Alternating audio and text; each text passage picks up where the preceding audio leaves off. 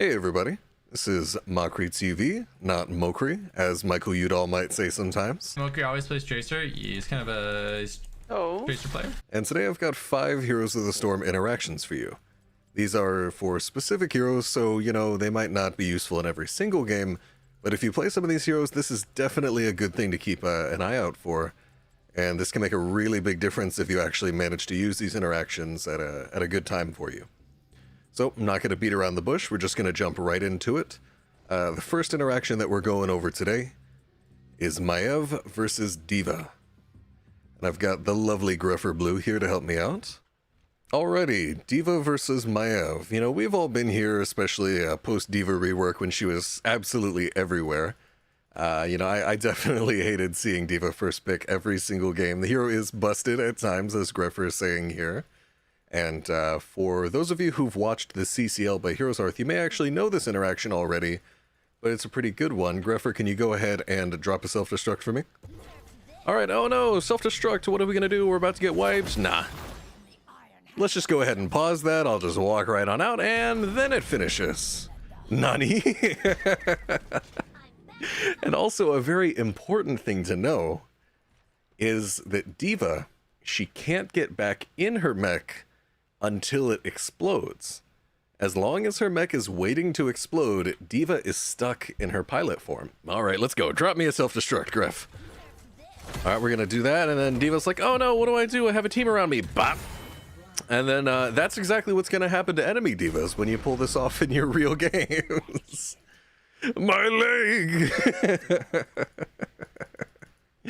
It's a pretty cool interaction. Some teams, I will say, have had trouble pulling this off consistently, but this is something that you can keep in mind. Here, Gref, if you want to teleport, respawn and teleport back in, there's a lot of manipulation overall that Maiev can do to D.Va's Self-Destruct. So not only can we do what we just did right there, if you'll drop another Self-Destruct for me, you can even just walk up, treat it like a hero, yank it away from your team, and then you should be able to flip it if you're not bronze like I am, and avoid the damage while also pulling the D.Va mech away from your team. That is another option that's on the table, in addition to just containment disking the pilot or the mech, so as to give you extended time to kill the pilot. You've got a lot of options with the D.Va Maiev matchup, so that's something that I definitely think y'all should at least be thinking about, potentially as a counter for this hero. Alrighty, and for interaction number 2, we have Sergeant Hammer with Hover Siege mode. So, Sergeant Hammer with Hover Siege mode, for those of you who don't know, it allows you to move at 40% move speed even while you're in siege mode, which normally otherwise would just completely immobilize you. So if I siege up like this, I can still kind of walk around, just creep around very slowly, and I'll pull up my stats right here. You can see 40% move speed is about what we're dealing with. And the important thing to know about this is that this isn't just blanket modifying our base movement speed, but this is actually just effectively a 60% debuff on our speed. So, allied move speed effects still work at completely 100% strength. It's not a multiplicative interaction, but instead it's an additive interaction. So if Greffer right here could take advantage of his Swift Retribution, he can give me 45% move speed. And so that extra 45% move speed onto Hammer, instead of being reduced by 60% like you might maybe expect from Hover Siege, or maybe expect it to not even work at all, nope, we get all 45% of it. So go ahead and hit me with it again. We can see just the raw difference in move speed. You can see the stat go up, and I'm creeping along so much faster.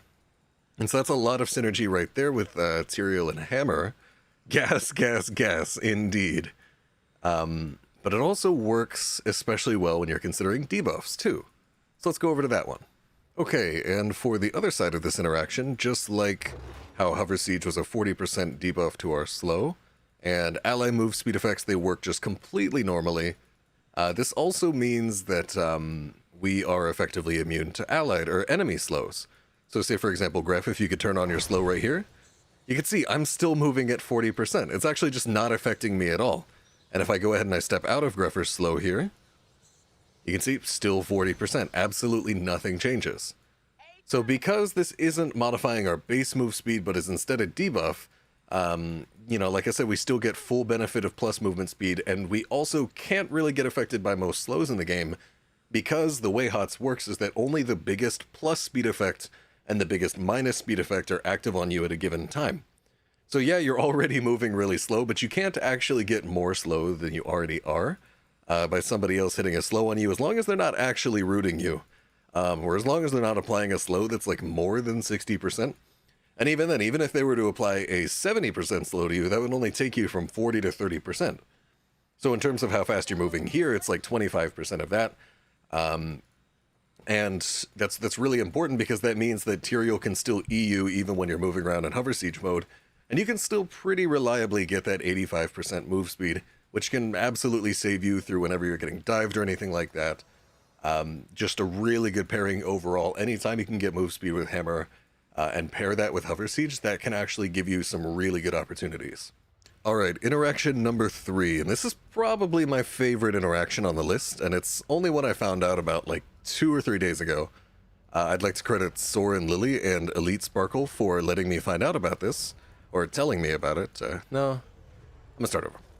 Alright, interaction number 3. This is probably my favorite interaction on this list, and is actually one of the most common and one of the most useful ones for you to use. I only found out about it about 2 or 3 days ago. I'd like to credit Elite Sparkle and Soren Lily of the Windstriders Discord. That's where I found out about this. But it's actually kind of amazing to me. I've talked to CCL players about it. I've talked to Grandmasters about this, HGC coaches. None of them knew this was a thing. So it's leading me to believe that this is a relatively new discovery. But what we found out is, let's see right here. Greffer, can you go ahead and hit a Mosh for me? The farther away you are from Mosh Pit, the more likely your Q is to interrupt that Mosh. To the point where if you're casting your Q as Diablo, your Shadow Charge from max range, from what we can tell, you're going to interrupt that Mosh Pit every single time. And if you're casting that Q from minimum range, you're never going to cast that Q. So like say for example, I can go ahead and cast, no, I can walk right into it like an idiot.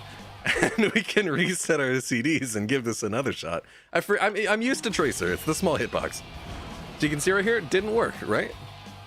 And it's possible that, you know, that's just bad timing. But in typically what I found out from Elite Sparkle and Soren Lily's testing is that your chances of interrupting the Mosh go up the farther away you are. And this is because as Diablo Qs someone, he actually starts moving very slowly but accelerates throughout the queue, and just constantly increasing speed as he moves forward. So the farther away you are from E.T.C, the faster you move in,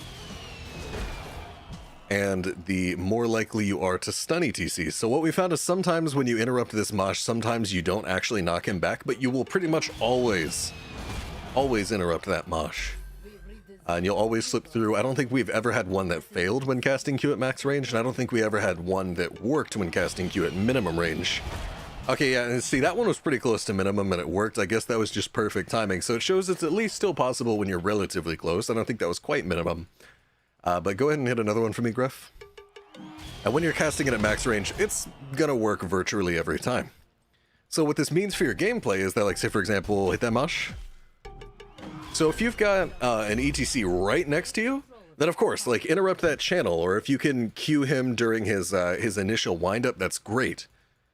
Or you can let it go through and he can completely start the cast, and you can get that interrupt every single time at max range. And if that E.T.C Mosh actually starts channeling, it'll go on the full 2-minute cooldown when you go for the interrupt. Whereas if you only interrupt it in the initial channel, it's actually going to go on a 10-second CD. So like right here, when I do that, his Mosh is going to be back up in 10 seconds. You see, we're not going to reset cooldowns right here, and he should get it back up in about 5, yeah, see there. Was that 10 whole seconds? Oh, okay. Either way, you can see that this is actually a really good interaction because there are going to be times where your teammates get moshed as Diablo and you're right next to the Mosh. And a lot of Diablo players just won't queue into that for fear that it's not going to work. But if you walk away and then queue at max range like I just did right there, you are always going to get that interrupt every single time, at least from what we can tell. That's what Soren Lily and Elite Sparkle found, and that is also what I've been finding in my tests with this, is that you will have a 100% success chance of interrupting Mosh Pit as long as you cast from max range. Let's get one more for the road. And it's gonna work. See? Didn't push him, still got the interrupt every single time.